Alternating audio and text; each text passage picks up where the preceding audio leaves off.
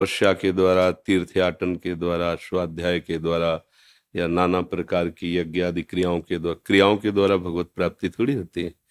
भगवत प्राप्ति तो समस्त त्रिगुणात्मिका माया के द्वारा रचे हुए आकर्षण का त्याग, जिसे वैराग्य कहते हैं। और अनन्य चेता सततम यो माम स्मरति नित्यशः तस्याहम सुलभा पार्थ। चाहे जो नाम रूप आप आराधन करें, हमारे ही प्रभु के शब्द, श्याम कहो, राम कहो, कृष्ण कहो, हरि कहो, जो भी नाम, वो अनंत नाम, अनंत रूप, अनंत महिमा। पर भगवत प्राप्ति शब्द जुड़ता ही अनन्य चिंतन से है।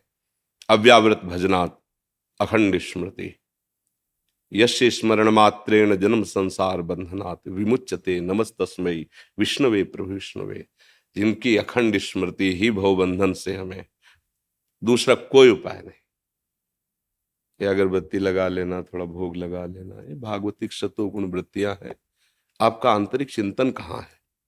भगवान भगवत प्राप्ति के विषय में कह रहे, अनन्य चेता सततम यो माम स्मरति नित्यसा तस्याहम सुलभा पार्थ। मैं उसके लिए सुलभ हो जाता हूं। किसका? अनन्य चिंतन, भगवदाकार वृत्ति। अभी आपकी है कि नहीं, आप देखिए। भगवत प्राप्ति किसी क्रिया का फल नहीं है। समस्त शुभ क्रियाओं से अशुभ क्रियाओं का त्याग किया जाता है। शुभ क्रिया को करते करते जब ये पता चला, जैसे जल निर्मल हो गया, तो शांत और निर्मल जल में तह में क्या ये दिखाई देता है, तब पता चलने लगा जो परम प्रकाशक अंतःकरण को जो प्रकाशित कर रहा है, वो शुभ अशुभ दोनों से परे, शुभ को भी त्याग दिया। अब वो त्रिगुणातीत चिंतन हो रहा है उसका।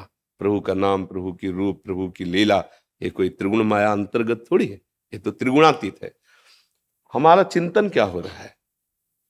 बस खास बात है, आप काली भजो, दुर्गा भजो, राम भजो, कृष्ण, वो सब एक ही तत्व है। तत्व सौ दो सौ नहीं, वो एक ही है, दो नहीं। वो जहां तक वो फिर वो लीला के लिए है। बस उसका चिंतन, जिसको पकड़ो उसके चिंतन में डूब जाओ। अब अवस्था, समय अपने पास इतना नहीं रह गया है, बहुत कम समय, कलयुगी जीव है। मान लो आपकी कितनी अवस्था है शरीर की? 68 है।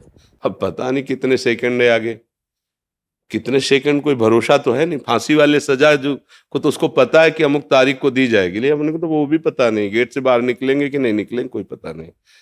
रा बोल रहे हैं, धा तक पहुंचेंगे कि नहीं पहुंचेंगे, इतना भी समय का ज्ञान नहीं है कि राधा बोलना चाहते, रा बोले और आधे में चले गए, धा तक नहीं पहुंच पाए, ऐसा सिस्टम है इसका। इसलिए हमारी प्रार्थना है, जैसे बने वैसे नाम जपना शुरू कर दो, बस निहाल हो जाओगे।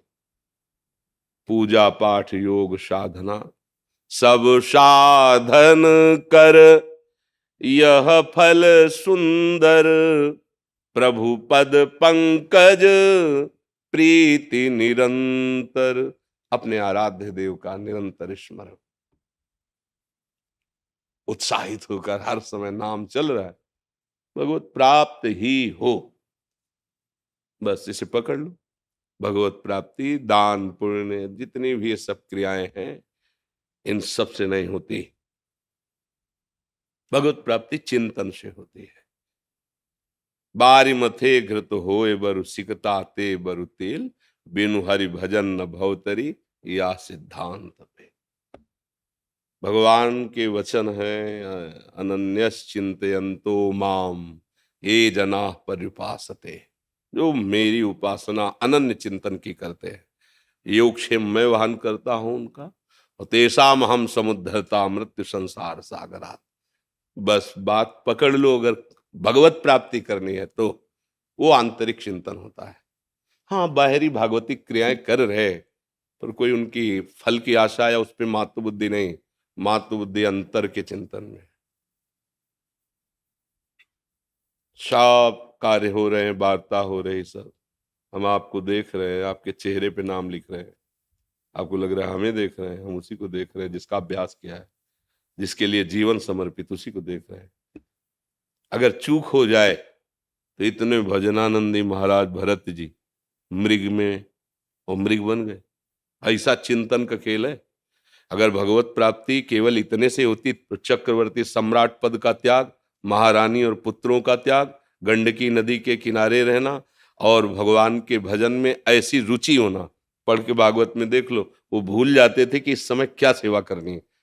ऐसी स्थिति का भी महापुरुष, चिंतन बिगड़ा, हिरण का चिंतन आ गया, चिंतन बदल के इतना चला गया कि भगवत चिंतन ही रुक गया। पढ़ के देख लो, भगवत चिंतन ही रुक गया तो अगला जन्म क्या हुआ? हिरण का हुआ। अगर इन सब से भगवत प्राप्ति हुई होती तो फिर हो जाती। खास बात चिंतन की है। तुम्हारा चिंतन कहाँ है? तुम क्या बनोगे? जैसे फोटो खींच रहे हैं कैमरे में अंतिम समय, अब आप एक आंख बंद कर लो या जैसी सीन करोगे वही आ जाएगी फोटो।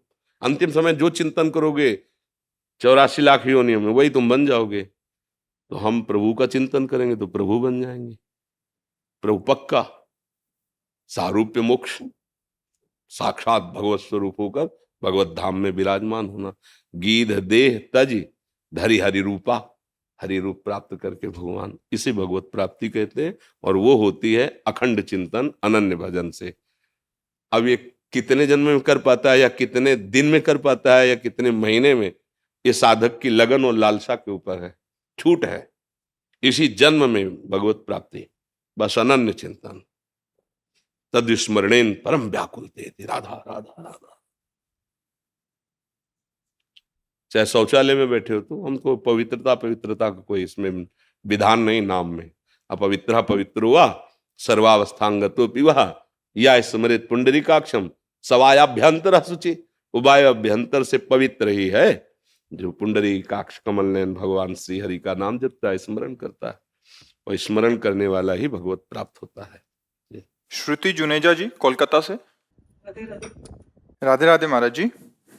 महाराज जी, गुरु के अंग संग का सौभाग्य और पूर्णता, क्या ये दोनों जन्म के कर्मों का फल है क्या? कृपा का फल है। गुरु का वर्ण होना, गुरु की वाणी में रति होना, गुरु के बताए हुए मार्ग के अनुसार चलना, वस्तु तत्व की प्राप्ति हो जाना, ये सब कृपा से है। इसमें हमारा कोई भाग्य या कर्म नहीं। आज ही आप सत्संग में सुन रहे थे कि ये जो मानसिक रोग हैं, ये जो अज्ञान से हम अपने को शरीर मानकर मन और इंद्रियों के द्वारा भोगों को भोग रहे हैं, ये तपस्या, यज्ञ, स्वाध्याय, तीर्थयाटन, दान, योग आदि ये बड़ी औषधियां हैं। ये रोग को दबा देंगे लेकिन जड़ से नहीं मिटा पाएंगे। तो गरुण जी महाराज ने काकभूषुंडी जी से पूछा कि फिर जड़ से कैसे नष्ट होते हैं? बोले राम कृपा नासई सब रोगा, जो यही भांति बने संजोगा।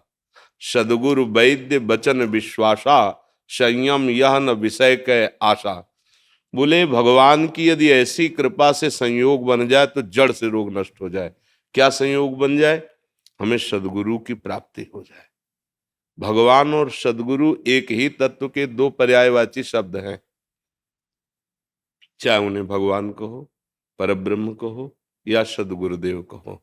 जैसे जल, वारी, तोय, नीर, पानी, ऐसा वर्णन करते हैं ना, है तो एक ही वस्तु का। ऐसे ही सदगुरु, भगवत प्रेमी महापुरुष और भगवान, ये सब एक ही सब। ब्रह्मविद ब्रह्मवि भवति। ये हमारी तपस्या या हमारे दान पुण्य या हमारे भाग्य से नहीं मिलते। जब द्रमहि दीन दयालु राघो तो साधु संगति पाए। जब हरि जिस पर प्रसन्न हो गए तो सदगुरुदेव की प्राप्ति हो जाती है। और सदगुरुदेव के अंग संग का तात्पर्य है उनके इशारे पे चलना, उनकी आज्ञा